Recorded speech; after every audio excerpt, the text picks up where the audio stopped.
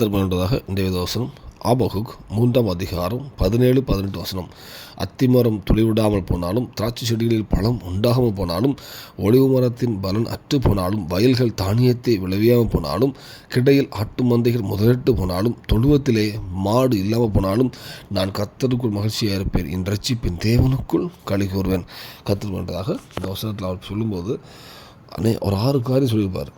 அத்திமரம் துளி விடாமல் போனாலும் சரி, திராட்சை செடியில் பழமே இல்லாட்டாலும் சரி, ஒலிவு மரத்தில் எந்த பலன் இல்லாமல் போனாலும் சரி, வயல்கள்லேயும் பலன் இல்லாமல் போனாலும் சரி, ஆட்டு மந்தையிலையும் எதுவுமே இல்லாமல் சரி, தொழுவத்திலையும் மாடு இல்லாமல் இருந்தாலும் சரி, அவர் எழுதும்போது அந்த காலத்தில் இதெல்லாம் ஒரு பெரிய ஒரு உலக ரீதியான ஆசீர்வாதம். திராட்சை ரசமாக இருக்கட்டும், ஒலிவு எண்ணெய், ஆடு மாடு, இது வயல், இதெல்லாம் ஒரு பெரிய ஆசீர்வாதம். இது எல்லாம் போனாலும் என் இரட்சிப்பின் தேவனுக்குள் களி கூறுவேன்னு சொல்லுவார்.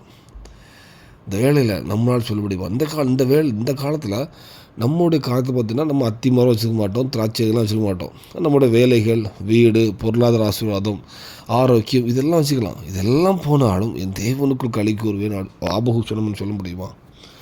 வேலை நம்ம நிதானிப்போம். ஏன்னா நம்ம இதெல்லாம் உலக காரியங்கள். இப்போ அத்தி மரம் இதெல்லாம் உலக காரியங்கள் தான், உலகத்தில் வர காரியங்கள், உலகத்தில் ஆசீர்வாதமான காரியங்கள்.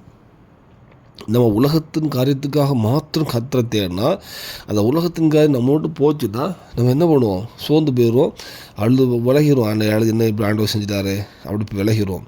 நம்ம இம்மைக்காக தேடினோம்னா நம்ம பரிதவிக்கப்பட்டவர்கள்.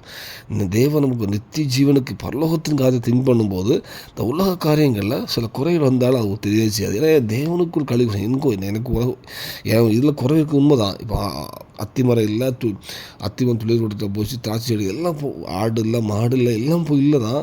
ஆனால் எது ஒரே ஒருத்தர் இருக்கார், என் கர்த்தர் என்னை சிசித்த தேவன் என் கூட இருக்கார் அப்படின்னு சொல்லும்போது ஒரு ரட்சிப்பின் அந்த சந்தோஷம் வருது பார்த்தீங்களா?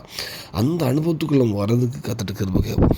ஆபகுக் சொல்லும்போது எல்லாமே உலகறது ஆசீர்வாதம் எல்லாமே போயிட்டு, ஆனால் ரட்சிப்பின் தேவனுக்குள் களி கூறுவேன்னு சொல்லுவார். நம்ம அந்த வேலையில் இதுக்கு முன்னால் எப்படி இருந்தாலும் சரி, இந்த வேலையில் உலக காரியங்கள் எதுவாக எல்லா காரியங்களும் உலக ஆசீர்வாதம், உலக வீடாக இருக்கட்டும், உலகத்தில் உள்ள சொத்துக்களில் பொருளாதார ஆசீர்வாதம், தங்கம்மா வைரமா என்ன உலக ஆசீர்வாதம் இருந்தாலும் சரி, காராக இருக்கட்டும், பங்களாவாக இருக்கட்டும், எதுவாக இருந்தாலும் இதெல்லாம் எனக்கு போனாலும் என் தேவனுக்குள் களி கூறுவேன்னு அப்படி ஒரு இருதயத்தை கர்த்தர் கேட்பீங்கன்னா கண்டிப்பாக உங்களுக்குள் கர்த்தர் இருப்பார். நம்ம பலத்தை கேட்போம். இந்த பூமியில் ஒரு சாட்சியுள்ள வாழ்க்கை வாழ்வோம். அந்த பூமிக்காக மாத்திரம் இல்லை, இம்மைக்காக மாத்திரம் இல்லை, மறுமையை தேடுவோம். அந்த பூமியிலும் ஆனால் தேவன் தேவையை சந்திப்பார், சாட்சியை நடத்துவார், ஆசீர்வாதத்தை நடத்துவார். அது அர்ப்பணிப்போம். தேவனை கிருபை செய்வாராக. ஆமென்.